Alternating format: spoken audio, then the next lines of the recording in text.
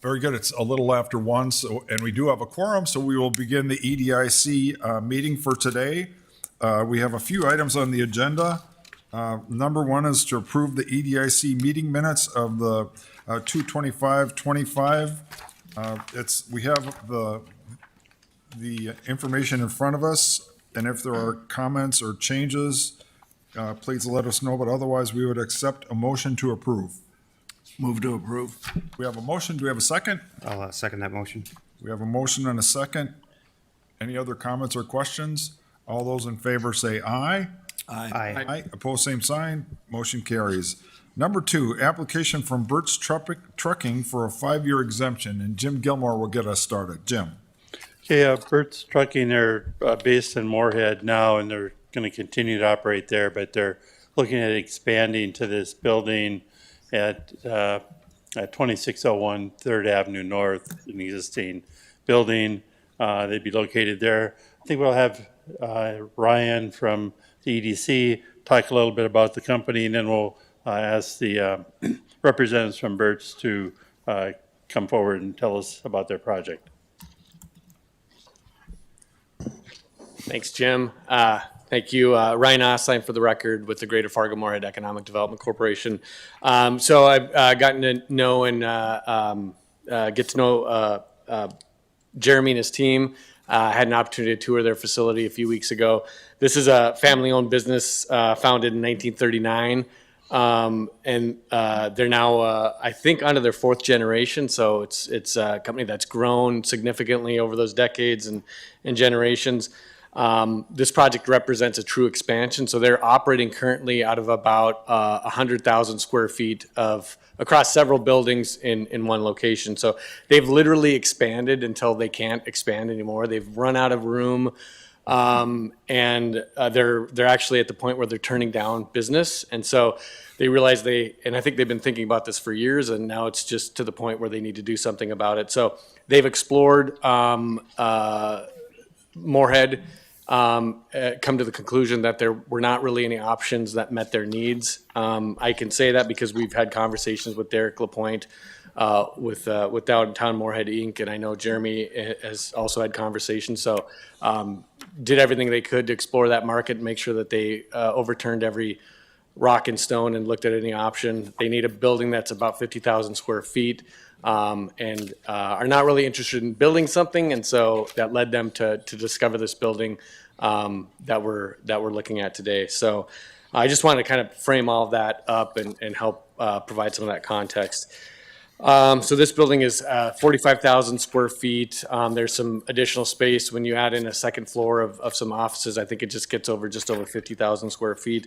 The company's been primary sector certified. I'll let Jeremy, when he comes up, kind of tell you about what they're doing as kind of that value-added primary sector component, but it is manufacturing. They're taking, chassis and kind of off-the-line truck equipment, and they're retrofitting it all customized. So they're not doing kind of a standard job shop. It's very much customizing it to clients' needs, and they're doing that for departments of transportation. They're doing it for construction companies. They're doing it for a lot of different private clients. So they're going to be making significant improvements to this building, installing some pretty significant equipment and making upgrades to the building as well. And so just kind of in terms of jobs and impact, the first year, 18 new jobs at an average of $75,000 per job, with that number increasing to a total of 30 by year 5. So I think they also scored pretty well in the point sheet. So with that, I will bring up Jeremy Gregoire, who's the president of Burt's Truck and Equipment.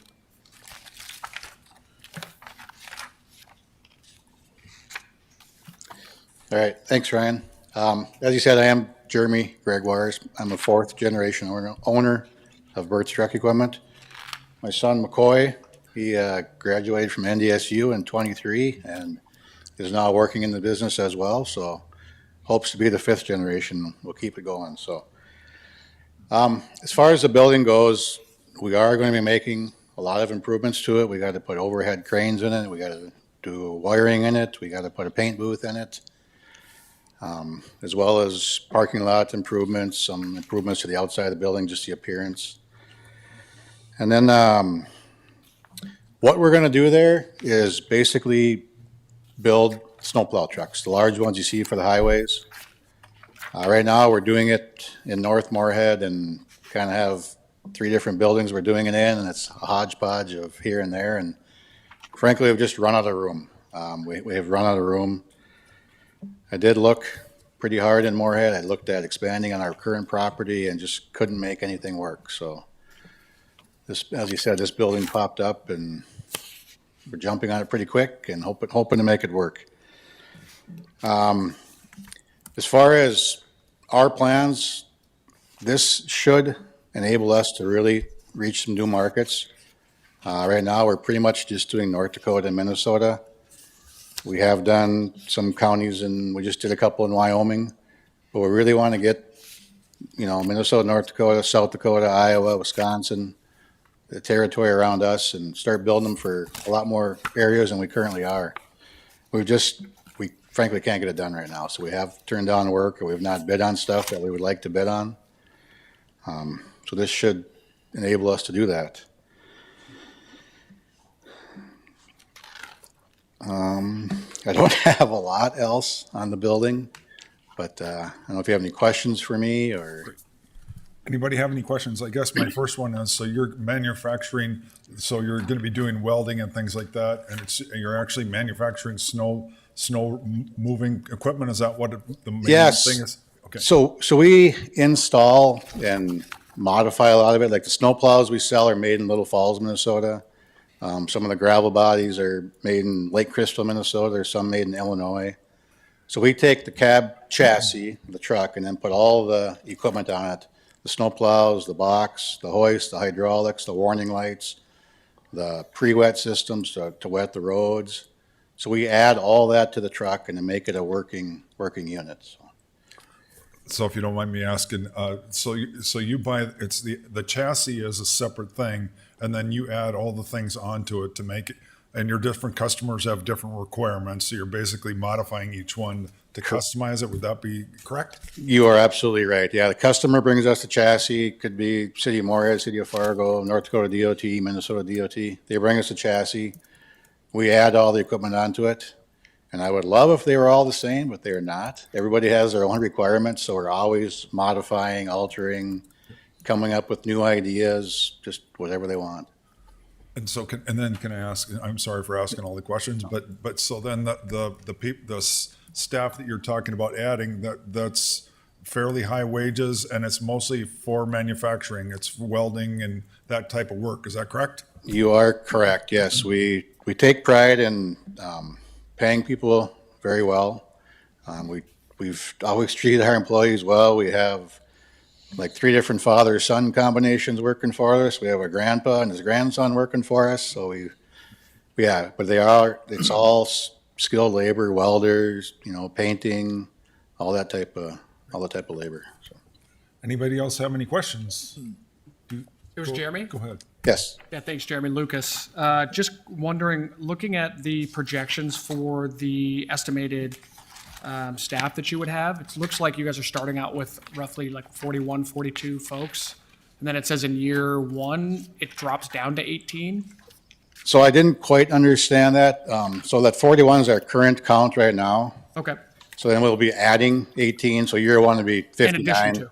Correct. Okay. Yes. Yep, That makes more sense. I was wondering if you were getting rid of 20 people so you could start. No, farmers. no, I'm sorry if I just misunderstood that. So Awesome. Yep. That's the only question I have. Thanks, guys.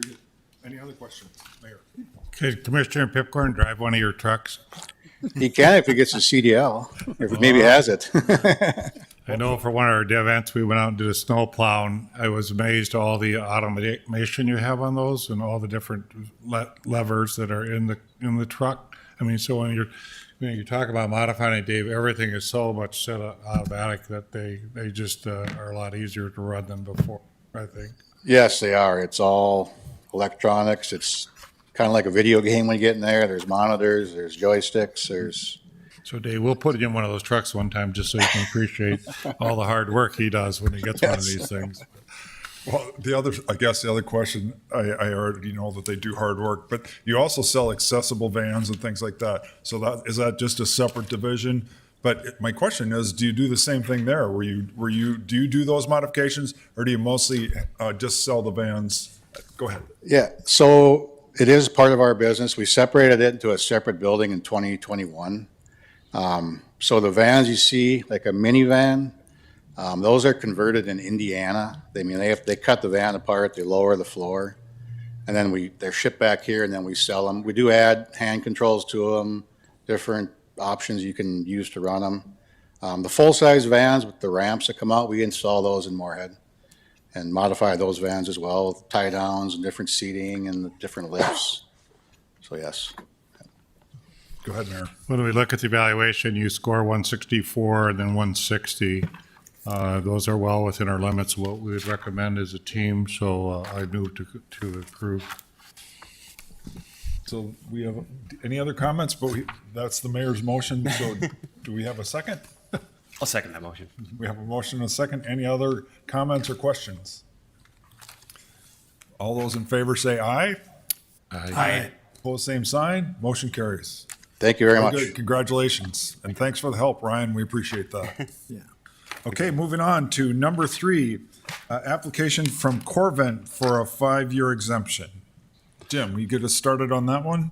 And maybe I'll get Ryan to come up here again, talk about Corvent, but you had previously provided an exemption for Corvent, and now they're looking at expanding and, doing some additional activities. It also scored well, and the staff recommendations for approval, but Ryan, why don't you give us an update on where they've been and where they're going? Yeah, well, where they've been, it's a very good starting point, Jim. Thank you. We met Richard and the team back in July 2021. At the time, they had kind of created this ventilator technology out of kind of some emergency use conditions at a federal level to respond to COVID. Had a great product. We're looking for a place to grow the company.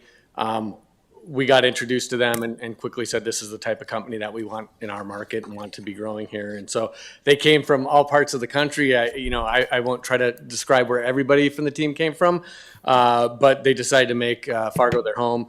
Started out in 2022 with some space where they located in the Research and Tech Park in the R2 building, where they were kind of going through their final engineering design work, working closely with the university. They've hired a lot of students and interns out of the NDSU setting as well. And so we kind of always knew the trajectory was going to take them from that design and engineering and R&D kind of phase to manufacturing. And so I'm very pleased that they've not only have they kind of been on track for those major milestones, but in many cases exceeded them. So the incentive that Jim referenced was for about 15,000 square feet of space in the Prax building that was provided in 2023.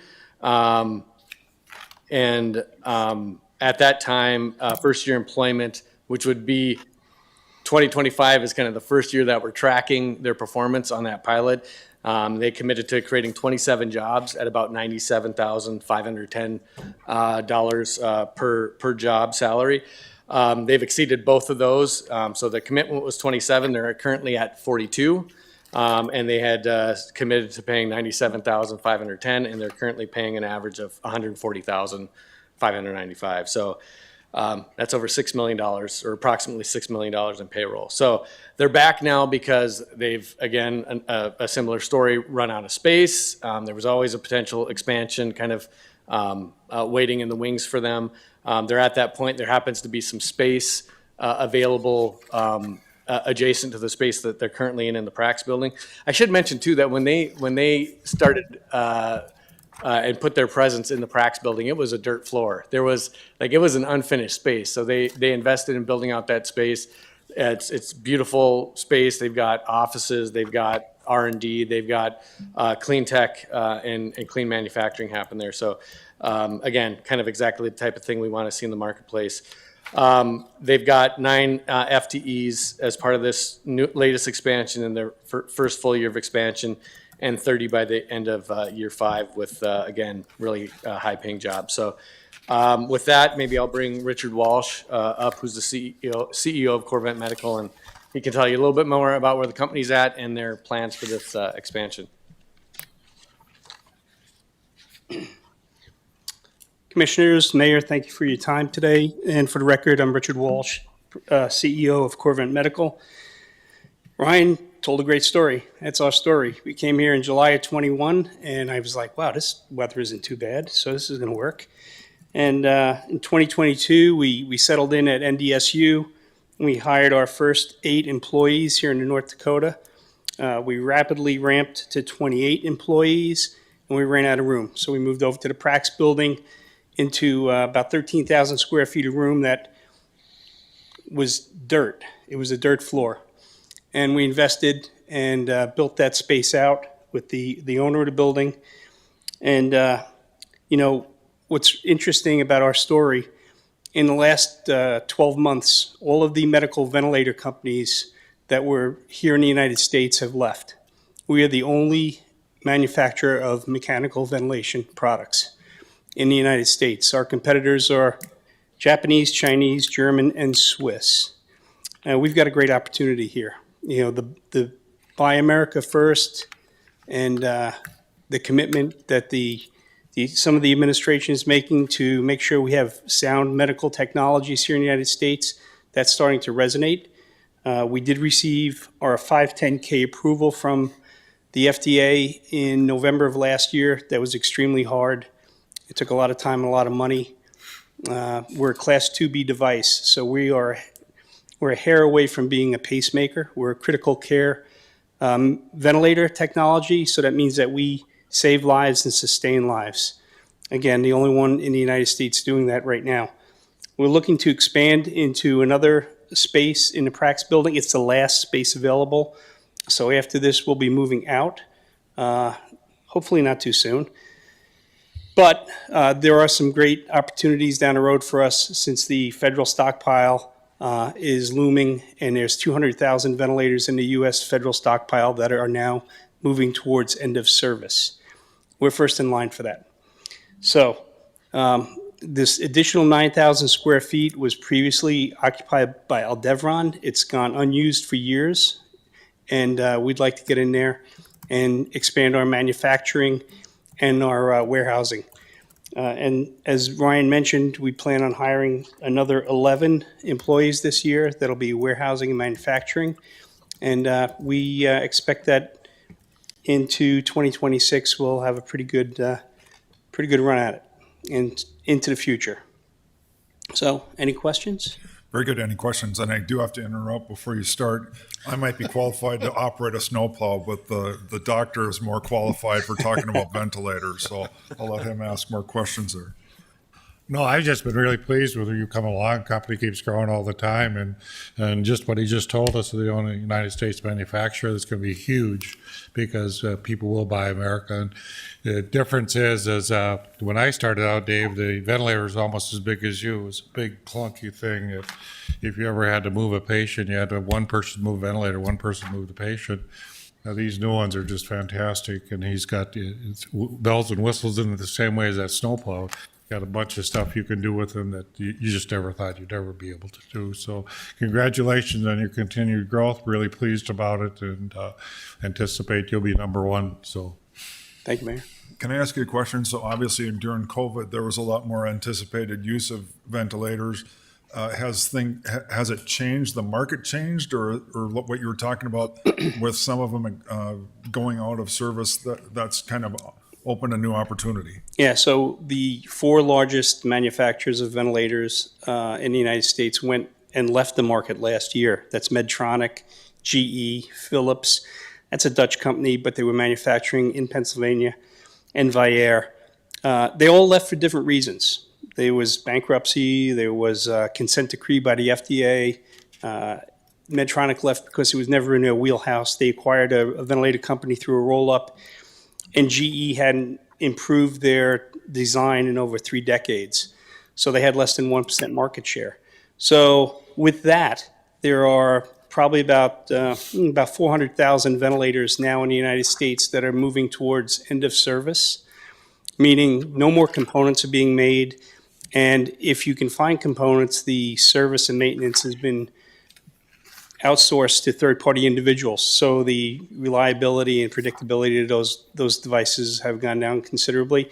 So customers now, post-pandemic, after the fog is kind of cleared and the debris field is being moved around, the opportunity is unbelievable. I mean, we could be $1 billion company in 5 years if we do all the right things. And if Fargo helps us and North Dakota continues to help us, because we're still a fragile startup and we need every little bit of help that we can get.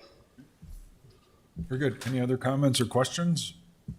Otherwise, if we're ready for a motion, I'd move to approve. we have a motion. Do we have a second? Second that motion. Motion and a second. Any other comments or questions? All those in favor say aye. Aye. Opposed, same sign. Motion carries. Very good. Thank you very much. Thank you. Maybe a fragile company, but you got to be reliable, those ventilators, Dave. If they shut down, it's kind of hard to breathe. So No doubt. glad for what you guys do in reliability. Appreciate it. Very good. Number 4, Aurora's request for a property tax incentive for 45th Street Business Center. Roars has been having discussions with us about trying to upgrade this 45th Street Development Center. When I was looking at the property tax value that the assessors put it down, or, put on it each year, I think the building was initially constructed in 95 and added on in about 2000, but each of the last 2 years, the city's value of this has dropped by about $1 million, from like 25 million down to about 23 million. So they've got a higher vacancy, so they're looking at what can we do with this property, to make it, have more occupancy in it, and kind of change the use to, get better use out of the facility. As we look at some of our plans that the city's done, like the recent growth plan, really encourage more development in the interior of the city. And the city's for a long time, you've seen projects where we've taken more blighted areas and, redeveloped. I wouldn't call this one blighted, but it is, a property that's certainly not, drastically improving in value. And just, as a policy, do we want to change our policies where we would encourage these, commercial buildings or other buildings that are maybe on the edge of obsolescence economically or physically, and encourage redevelopment on these sites instead of developing on the edge or just letting them continue to, decline in value. So anyway, I'll have Shannon Rose-Jones talk about their concept. And again, we're not looking for a recommendation of a specific tax exemption this year, but it would probably be whether or not we want to explore amending our policy for the pilots to assist in projects like this, where someone's taking an existing development and upgrading it to a much higher value and probably a better use in the long term. So, Shannon? Yeah. Thank you, Mr. Gilmore. Commissioners, just for the record, Shannon Royce-Jones with Roars, and as Mr. Gilmore always does a great job kind of laying everything out, what we're looking at doing here is just asking you to consider changing, as part of your land redevelopment conversation, opening up some of the incentives that are available to redevelopment of kind of existing commercial buildings that maybe haven't gotten to a fully blighted status, but would, with their redevelopment, would vastly improve the tax basis of the land, the usage of the land for the city. I guess for the city, the county, school district, all of the beneficiaries of those property taxes. And for just everyone's information, what we're looking at here is a site plan view of the gold, and the gray is kind of our existing West 45th Business Center. The blue and the green is a new building that we would be adding to the west. As you all are likely aware, there is a lot of vacant commercial property across the city and obviously also across the country, just because of change in how businesses are operating post-COVID. The yellow building that we have shown right there is our existing building minus about 30,000 square feet on the west side of the yellow building that we will be removing to make room for the new 225-unit apartment building that we would be putting to the west between our existing building and 45th Street. We've spent the last few years really looking at how can we make this particular property more useful for our purposes and obviously generating greater tax revenue for the city, but also how can we make it more useful to the people who might want to have commercial space? How do we make our commercial space more attractive and valuable to them than the rest of the vacant space across the city? So what we've been working on right now, we're calling the Center of Innovation. We will be rolling out a new name for it in the future, but with the Center of Innovation, we're creating a kind of a collaborative commercial work environment that would be attached to the multifamily building that you see in the blue and the green on the west side, and would also include certain amenities that would support businesses that would be within the center, and also food services and other service providers that we would expect. On the center section of the new apartment building on the first floor, there will be about 20,000 square feet of a new commercial space that would be more forward-facing and would provide some of those more services that would support users of both the commercial space and the residential space. Can I scroll through this, or do you go through it? I guess I can, just tell me when you want it changed. Until you, I appreciate that. So this is what we're looking at for the new elevation that would be facing 45th Street. And the one thing this is not the whole building, but this is kind of zoomed in a little bit on the center section. So what I would draw your attention to here on the center section is you can see that we've created what we're calling the portal. Right now it's shown in yellow in the center of the center section, and that's how people driving by will be able to identify that there's more here than just another apartment building on 45th Street. We're going to have some kind of the large entrance there and some large signage to help people identify the buildings that will be existing in the commercial space behind this to the east. And then you can see that there's a little bit of an elevated section on that, the center third that has the flat roofs showing right now, that is the section that's going to have commercial on the main floor. And so we'll be working on some food vendors and other service providers, talking to chiropractor, talking to PT, hair salons, those sorts of things, to really provide a package of businesses within that whole structure that would draw people in.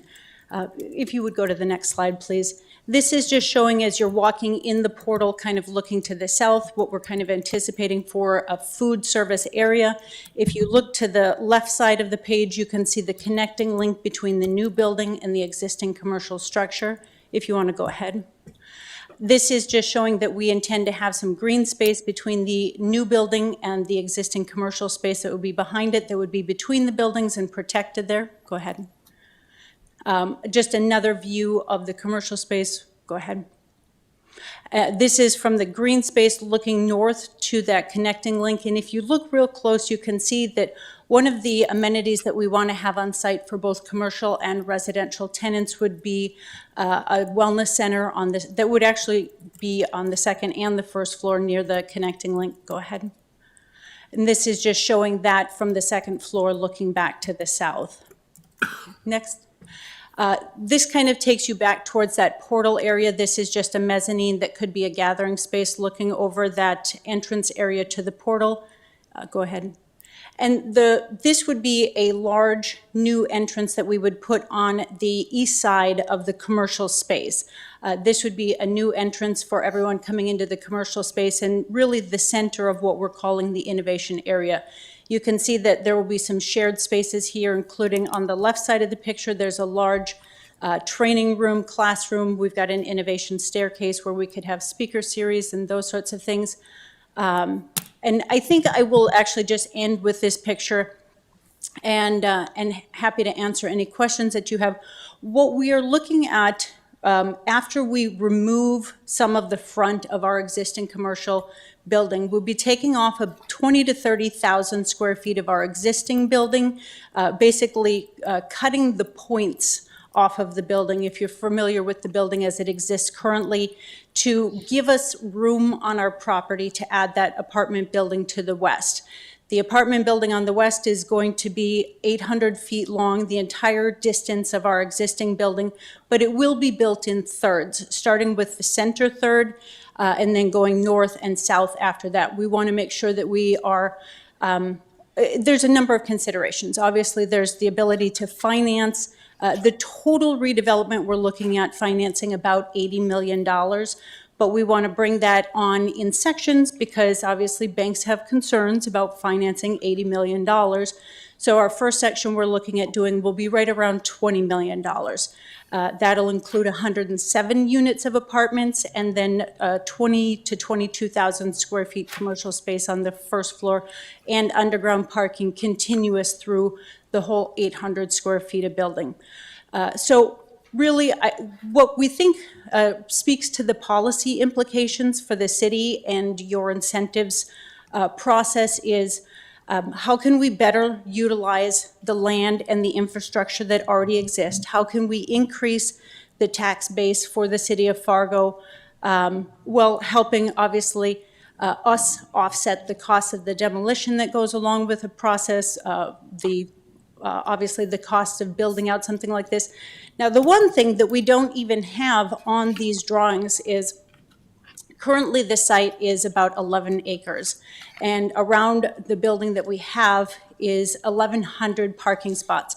We'll be covering some of those with the new apartment building, but we'll also be replacing a lot of that with underground parking. We believe we can use the land even better by putting a couple of precast buildings on the far eastern edge. Actually, Jim, would you go to the site plan? And I'll just kind of point out what we're talking about here. The very first one, I'm sorry. So we don't have it on this drawing, but we have started to lay out two precast buildings that would essentially be on the southeast corner under the label where it says all under one roof. The reason two buildings is because we do have an easement that goes through there for a drain for water retention, so we can't do a continuous building, but we're looking at two buildings that would be about 80 feet deep and then 120 and 150 feet wide.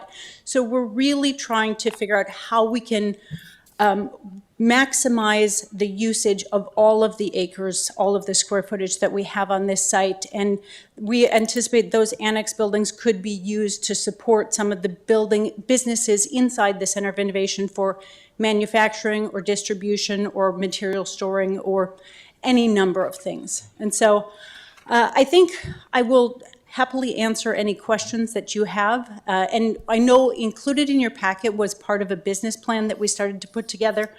Oh, I guess one other thing I did want to mention, we do have a commitment right now that we will be putting also a co-working space in the building that would take up about 20,000 square feet. And that would kind of, all of the spaces here are designed to support growing and expanding businesses. The way that we have the spaces kind of blocked out shows smaller square footage spaces towards the center of the Innovation Center and larger spaces as you go to the north and south. The co-working space we're planning to put right in the center of the intersection of the north-south and the east-west corridor. And so people will be able to start as small as renting a desk or having kind of a hot desk where they just have a place to drop their things as they come in, to moving up in size through the building as their businesses grow. And while it's not as relevant to probably what the city is concerning, we're looking at providing supportive services to help businesses establish and grow. As we've been talking to entrepreneurs, a lot of what they have said to us is, you know, I have enough resources to either grow my product line or hire more people, but I can't do both.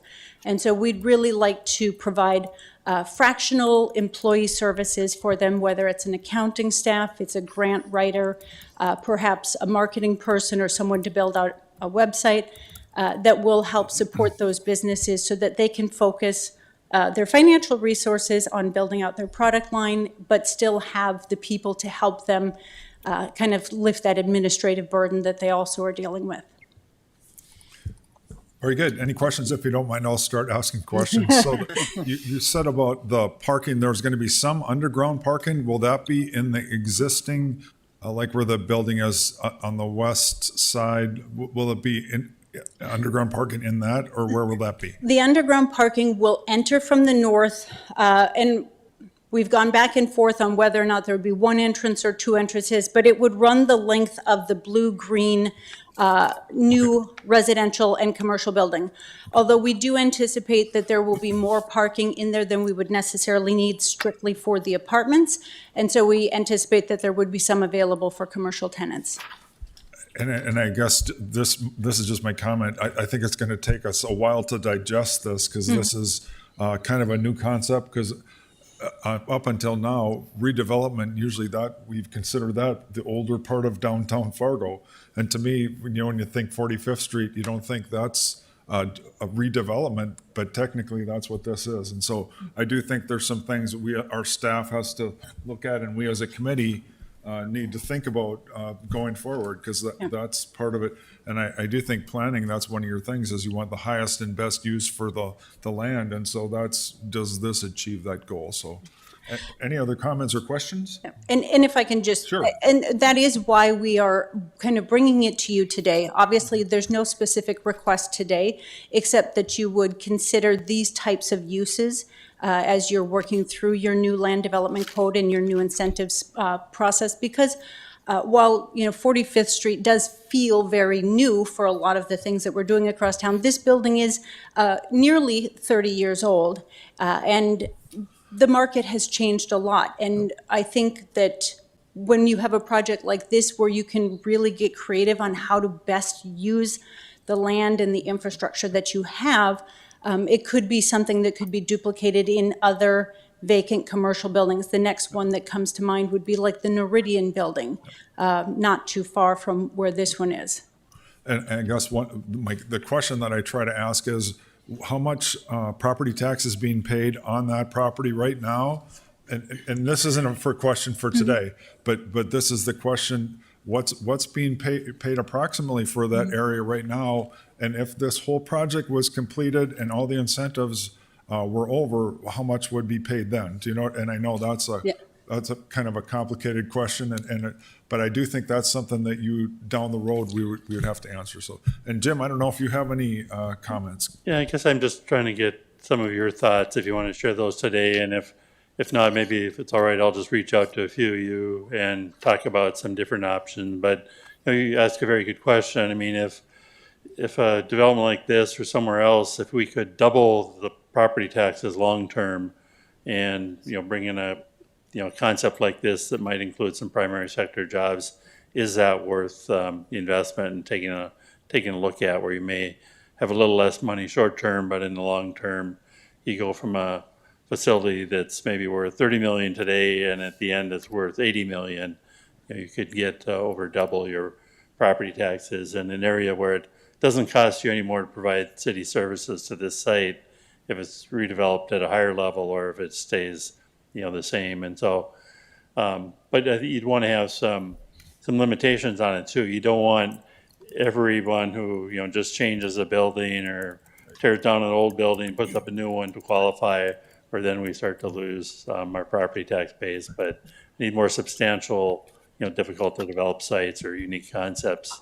Maybe I guess that's where I think the city should take a look at that.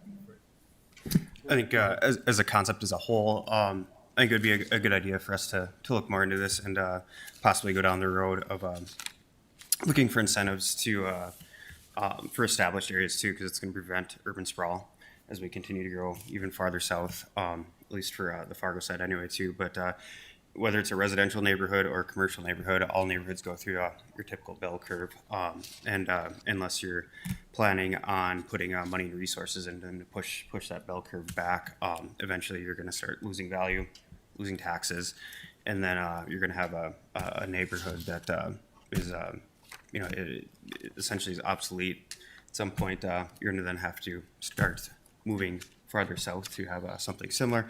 And then plus you're going to have, for older neighborhoods too, you're going to have holding costs for commercial real estate that it's not being used. Plus we're utilizing resources to heat and cool empty buildings that could be going other places. So I think in the long run, the overarching concept of it is something that we could definitely look into. But I think as both of you pointed out, not, every building that wants a remodel should be a part of that. But just my 2 cents anyway. Any other, go ahead. Well, Shannon, I know you and I know that Sean Kessel's have a lot of experience in government. I'm just trying to figure out, Jim, what tool you're thinking, TIF, pilot. I mean, if you're trying to think about, we take commercial space and reuse it, to your point, Commissioner Pepcorn, it makes it taxable and more valuable to us. And I don't know, Jim, if you're going to have to use your imagination to come up with a different type of concept, but in my mind, it's either like a TIF or something like that, right? You're right. It would be a pilot that would give the city the most flexibility. With a TIF, you have to more document blight, and this might be a little harder to do on this site. With the pilot program, you can support any business enterprise and negotiate the property taxes over a 20-year term. Not suggesting we never go to 20 years, but maybe is it a 10-year exemption or 15? We'd certainly want to do a but-for test on that, but that pilot tool will give you plenty of flexibility to assist with a project like this. And that's what you were thinking, a pilot? That was the conversation that we've had in the past, is with the pilot and some sort of ability to freeze or take even we've had a number of conversations on what that would look like. Do the property taxes go to a level where it's taxing the land? Is it freezing the property taxes? And then there would be some sort of period of time where the taxes on the increased value would step up over time. Jim, can I ask you, so like Baker Tilly, they do that around the country, so could we maybe see if they've done something like this in another part of the country, or what their response is? Can we do that, or maybe that's not possible? No, I could talk to PFM and just see if they've worked with some other cities or Baker Tilly and see how people are using incentives, to encourage redevelopment of older parts of the community. Maybe not super old, again, like this is 30 years old, but, often buildings sort of become a bit obsolete even after that period of time. It's interesting. Mr. Chairman, Jim, are there any existing programs that would approach this type of project? I mean, the remodeling exemption, or do we have any tools that sort of look at this now? I'm feeling really old here now because I remember when it was built. I mean, the remodeling exemption is certainly applicable, but it's limited to a 5-year, and it kind of freezes. So, in addition to an existing building, can get that 5-year remodeling expansion exemption, and then for the existing, that building would stay the same for 5 years.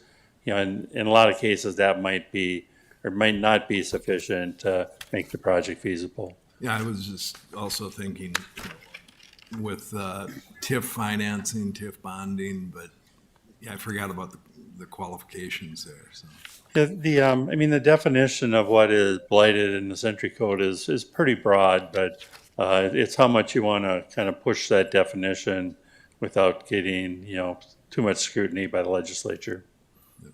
Well, and the challenge here, I think it's a great concept. It's the mixed use, that you'd have some residential, some retail, some, potential manufacturing, whatever it might be, is how to approach it. But interesting concept. Yeah, anytime you have both housing and more commercial on the same site, you get sort of a dual use of the parking, because many of the residents will be somewhere else during the day and, would just use it at night, and then that parking is, used twice rather than once. Yep. Thanks, everybody. Thanks, Shannon. Question on, so basically what we're saying is we're going to add by the way, I love how innovative this is, not to use the term, but I think it falls directly in line with what we're trying to do with the city, which is become more dense, become more mixed use, let people walk places more. It fits directly in that. I'm curious, obviously moving away from the from the retail and office space, because that's the issue. What is the current vacancy now in the space? And then once the transition happens, what would be, are you maintaining that level of commercial space and then cutting it up, or what's the strategy there? It's a great question. So the existing commercial space is about 230,000 square feet. We'll be taking 20 to 30,000 off of that, but we'll also be adding about that amount back on in the center of the new building. So the amount of space that we will have will be roughly the same in a different configuration. As far as the vacancy, up until probably 2021, this building was about 95% occupied. And then post-COVID, just the changing in work environments, right now we're probably about 40% occupied, although we are increasing that amount already with tenants in anticipation of the new building coming online. We are starting to sign letters of intent for people who want to be in the new concept and they're willing to take a temporary space for the future opportunity. And so really working through a lot of tenant potential at this moment. But right now, the biggest challenge is that the existing building is very vacant. We are there. Sanford Patient Financial Services is there. There's a couple other smaller tenants. But we know that Sanford will be moving on, and that creates both more challenges with our vacancy rate, but also opportunity, because they are right in the middle of that innovation center, kind of the crossroads. And so they have already committed to working with us on the beginning of the demolition and reconstruction. Got it. And so would the idea then be that with that, roughly 230,000 square feet, that you'd be chunking it differently to reposition it for different businesses? The great thing about this building and the fact that we have the ability to do our own construction is we've always had a lot of ability to shift people and expand and contract their space. And we really anticipate that being very similar going forward. We have it blocked so that the spaces in the center are showing, I forget what the number is, like 1,500 square feet. None of those walls are fixed. Our only limitation is that the existing building right now is built in 3 different building types with 2 firewalls, roughly 1/3 of the way, is breaking it into 3 different 1/3 building types. We're going to maintain those firewalls so that it doesn't complicate our reconstruction. But aside from that, all of the spaces can be configured and reconfigured. To the north of the corridor, everything is going to be 2-story, and there'll be an external walkway, a catwalk, along the buildings, and most everything to the south, I'm sorry, I said north because it's on the top of my page, to the west. Everything to the west of the corridor is 2-story, and most everything to the east of the north-south corridor is 2-volume. So that gives us a little flexibility in different tenant types, people who require high store or a high bay versus, your typical 1-story office space. But that's kind of our only limitations on expanding and contracting the spaces. Sure. And then my last question would be, this has got to be a unique product for this market.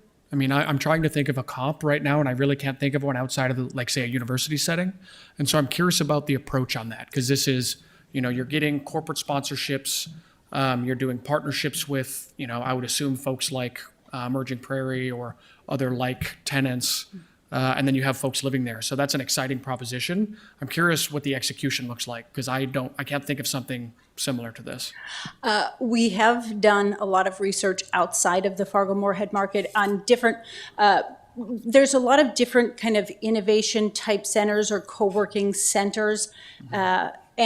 And we're doing a few things to kind of mitigate our risk. Like, we are not going to manage the technical co-working space. We have an international co-working partner who is going to run those 20,000 square feet. But there's a lot of collaboration between those and some of the other tenants.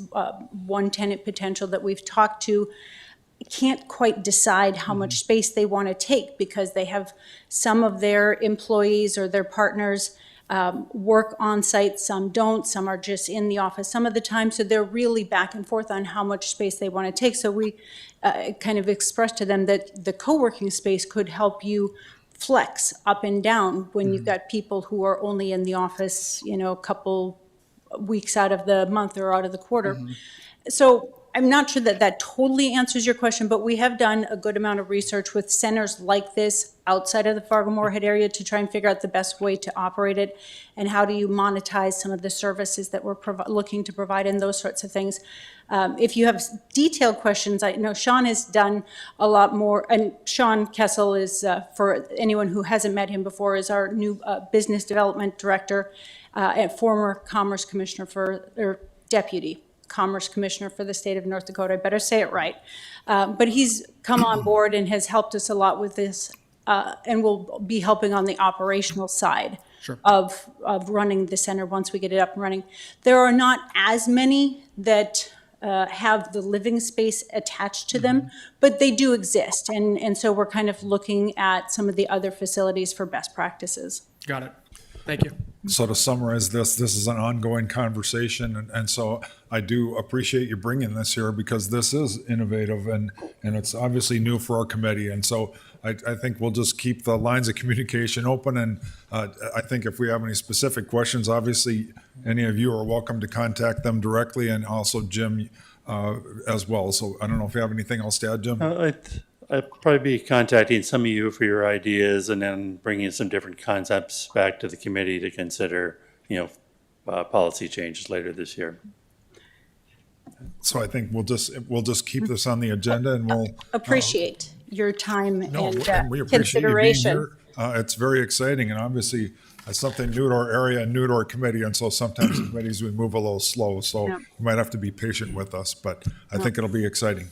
Very good. Thank you for Thank joining you. us, and I think we'll move on if that's all right with everyone. We have one more item on the agenda, report on the status of pilot and TIF incentives. Jim? I think it's been about a year and a half since I gave you a report on where all the status of all these property tax exemptions. And so I'm bringing this here to you today. The one thing we don't have quite yet is the job creation numbers.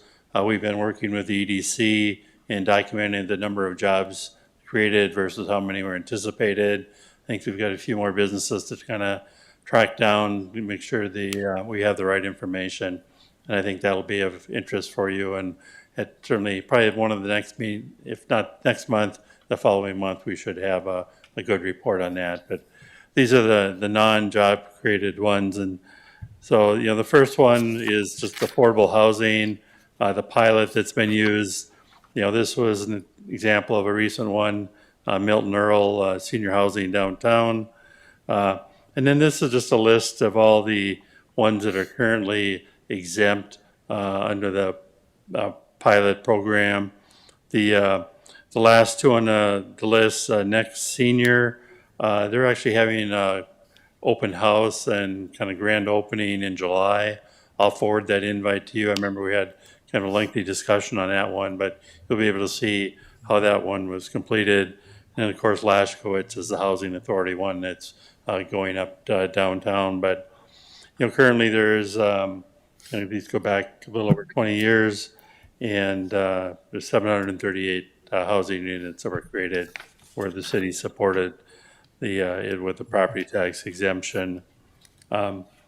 Secondly, we've supported different housing projects, primarily near the NDSU and the University Mixed Use Zoning District, but also expanded that to also look at core neighborhoods. We have not had as much activity in the core neighborhoods as I thought, but this is an example of one of the projects, Dakota Beach Housing near NDSU. It used to be two kind of dilapidated houses and was converted into this, I believe it's a 16-unit apartment project. And then this is the status of all these exemptions. What you can see on this list is we've actually had 4 of these already expire. They're paying full property taxes now. And in the next 4 years, or excuse me, the next 2 years, we'll have 4 additional projects that will expire and be paying full property taxes. And then that Dakota Beach one will be a few more years. What this project or the program did was it provided a 10-year property tax exemption, 5 years at 50%, 5 years at 100. One of the changes I've been talking with the assessor's office about is to just make this 100% for 7, it works out to about the same, and it's a lot less administrative work for them to kind of track the change and all that. We've kind of lost track of a few. And the present value of a 7-year at 100 is the same as this amount. So as we look at other exemptions in the future, that might, I think, would be a good change to make to, again, encourage apartments to be redeveloped in older neighborhoods. The downtown pilot, this Historic Union, is one that was granted an example of one of the downtown ones. And then this is a list of the downtown housing projects, and also the Black Building kind of fit within it on this list for the pilot. But again, you can see that we have already 43 million that's expired since this program started, probably 25 years ago, and we have another 96 million that will expire over the next dozen years. And so it's been a big, not only providing over almost 900 apartments in the downtown, but over 100 million in property tax increases. As far as tax increment financing, this is one that just expired this year, the Bison Block project. It was 15-year maximum. And then when we look at what's expired recently, we've actually in the last 5 years from 2020 to 2024, we've had $140 million expire. And then when you look back to the entire history of the TIF in the city, the base year of all these TIF districts was 10 million. And right now the value is at over 400 million. Again, these are all expired. And so there's quite a growth in property taxes in these 17 TIF districts. These are the existing TIF districts where we have a note. Couldn't really get this all on one page, so just show you the dozen that we have. And this is a little more information on them. Again, these had a base value of 13 million. They're now at 97 million. The bottom 3 are relatively early in the process, so they haven't hit their full value. That particularly, Skyline is just getting going. Block is almost done, so that's getting pretty close to the end. But again, you can kind of see that there's the base value was 13 million. It's at 97 now, and it'll be higher as those last 3 come to full value. We've had 4 other TIF districts that were really public-private partnerships where we've developed parking facilities. The Roberts Commons and Mercantile are projects that were completed. You can see the previous value of those. Roberts went from 200,000 to 38 million. Mercantile went from 1.5 million to 21. Block 9, we don't own that parking, but that value of that block went from 4 million to now 92 million. And then Northern Pacific, that's just underway, so it hasn't grown that much, but it's at 59 million, is only increased by 12 million in their first year. But that'll certainly grow more as other exemptions expire. Finally, I don't have as much information on this, but we have this riverfront TIF district where we can do these different activities along the river. We've already used money to improve Mid-America, or demo Mid-America Steel and support the Lashkowitz project. There are other ideas for developer incentives, updating our Civic Plaza or providing more parking. In next year, we'll have about 900,000 available in TIF money, and that will continue to grow over the next 20 years to get to probably $1.5 million a year. So this is something I'll be visiting with the City Commission about and administration about how to best use these TIF funds. We always have more things we could probably use the money for than we have, and so it's a matter of prioritizing these particular things. But just a report, be happy to answer any questions. It's also sent that out in your packet, so if you have any questions, let me know. Well, so thank you very much, Jim. It's a lot of information, so it's going to take me a while to digest it all. But thank you for putting it out, and also to have this available to the public is a good thing. My question is, so we've done lots of,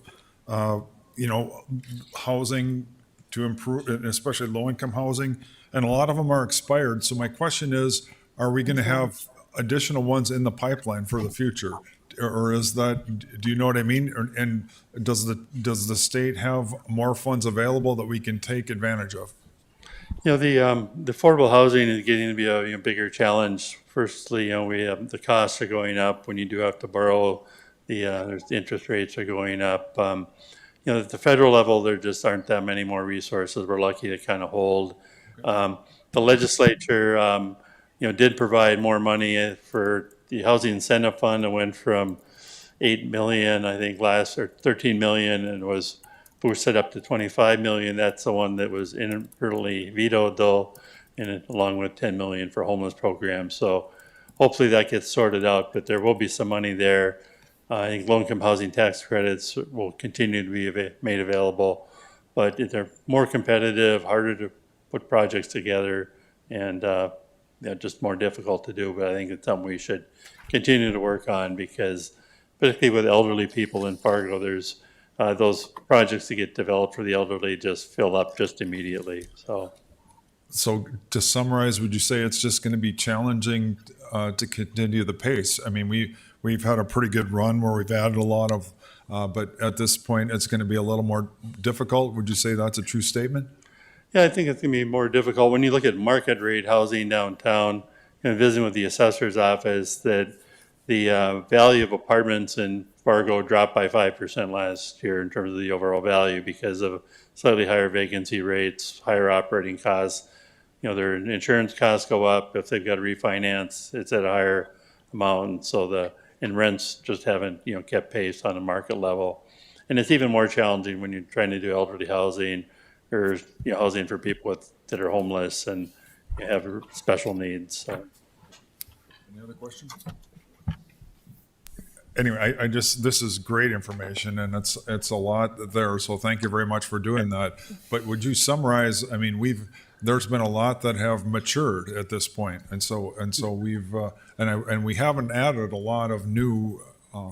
Yeah, I mean, if all these hadn't matured, the mayor would have even more trouble trying to get his budget balanced, because these probably bring a couple extra mills to the table by the extra property tax revenue.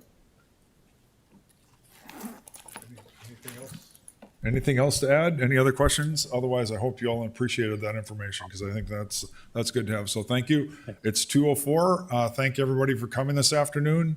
I think we've covered everything, unless anything to add. Otherwise, we are adjourned. Have a good afternoon.